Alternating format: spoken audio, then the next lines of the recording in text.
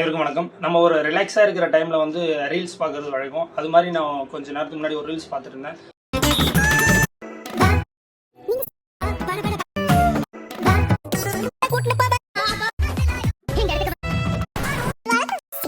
அதில் ஒரு ரேண்டமாக பார்த்தீங்கன்னா வலைபேச்சு அந்தணன் ஒரு வீடியோ போட்டிருந்தாரு. அந்த வீடியோவை நம்ம பார்க்க நேரிட்டது. அந்த வீடியோவில் என்ன சொல்லியிருக்காரு அப்படின்னு பார்த்தீங்கன்னா, சமீபத்தில் திரு அஜித்குமார் அவர்களுக்கு பத்ம விபூஷன் அப்படின்ற ஒரு பட்டம் கொடுத்துருந்தாங்க. அந்த பட்டத்தை எதுக்கு நீங்கள் அவர் கொடுத்தீங்க, அவர் என்ன பண்ணாருன்னு சொல்லிட்டு அவர் கொடுத்தீங்க, அது மாதிரி ஒரு வீடியோ பார்த்தேன். திரு அஜித்குமார் அவர்கள் பார்த்தீங்கன்னா யார் வாழ்க்கையும் கெடுக்கல, அவர் உண்டு அவர் வாழ்க்கை உண்டுன்னு போயிட்டு இருக்காரு. படம் நடிக்கிறாரு, அவர் நடிக்கிறது அவருடைய உழைப்பை போடுறாரு, அதுக்கான சம்பளம் வாங்கிட்டு படம் நடிக்கிறாரு. அதேமாரி வந்து அவருடைய பர்சனல் லைஃப்பை அவர் பார்த்துட்டு அவர் வாழ்ந்துட்டு இருக்காரு.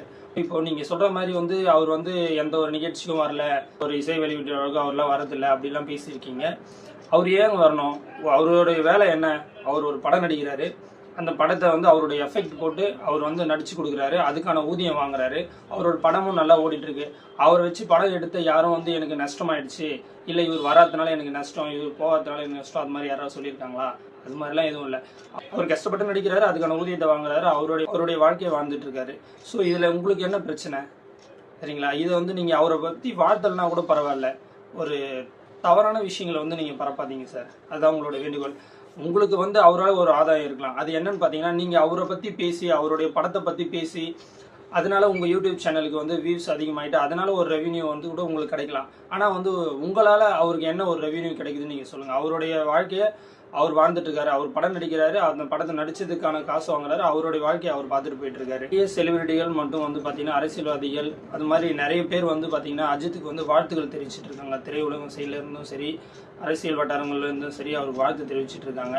ஒரு அரசாங்கம் ஒருத்தருக்கு ஒரு விருது கொடுக்குது அப்படின்னா அவங்க வந்து அலசி ஆராய்ஞ்சு யாருக்கு என்னென்ன கொடுக்கணும் அப்படின்னு சொல்லிட்டு அலசி ஆராய்ஞ்சு தான் அவங்களுக்கு வந்து விருதுகள் வழங்குவாங்க. அது மாதிரி தான் இவருக்கும் வந்து விருதுகள் வழங்கியிருக்காங்க.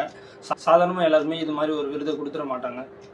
அதே போல் நீங்கள் வந்து எனக்கு ரசிகர் மன்றம் வைக்கத்தலை, என்னை தலைன்னு கூப்பிடத்தலை, என்னை வந்து எந்த ஒரு பட்டப்பெயரை இட்டு கூப்பிடத்தலை, உங்களுடைய வாழ்க்கையை பாருங்கள், நான் படம் நடிக்கிறேன், அது உங்களுக்கு பிடிச்சிருந்தா பாருங்க அப்படின்னு சொல்லிட்டு தைரியமாக சொல்லிட்டு ரசிகர்களை நல்வழிப்படுத்திட்டு இருக்காரு. எந்த ஒரு தீய வழிக்கும் போக விடாமல் அந்த ரசிகர்களை நல்வழிப்படுத்திட்டு இருக்காரு. அவருக்கு வந்து எந்த ஒரு சந்தோஷம் நடந்தாலும் அவர் ரசிகர்களுக்கு கண்டிப்பாக மறக்காமல் நன்றியை தெரிவிச்சுக்காரு. வந்து அவரோட வாழ்க்கையில் அவருக்கு உதவாதவங்க எல்லாருக்குமே நன்றி விசுவாசமாக தான் இருக்காரு.